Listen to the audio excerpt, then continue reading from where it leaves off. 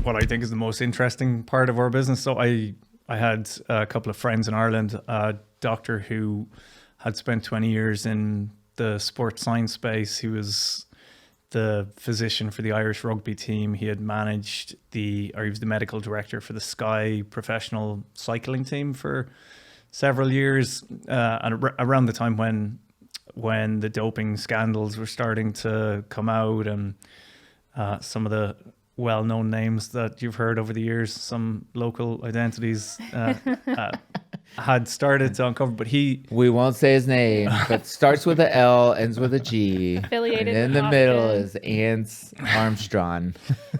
Yeah, so Dr. Alan Farrell is his name. He was in the mix through that entire space of time, and as professional athletes, they were required to undergo a process called a biological passport, where every month they would run a panel of 200 to 300 markers on their athletes and track them every month. So they would do this every month, and it was originally to try and have a passport so that the authorities could look back and see, and so as doping detection improved, they could look back and see which markers had moved. Is that indicative of whether an athlete had been doping or not?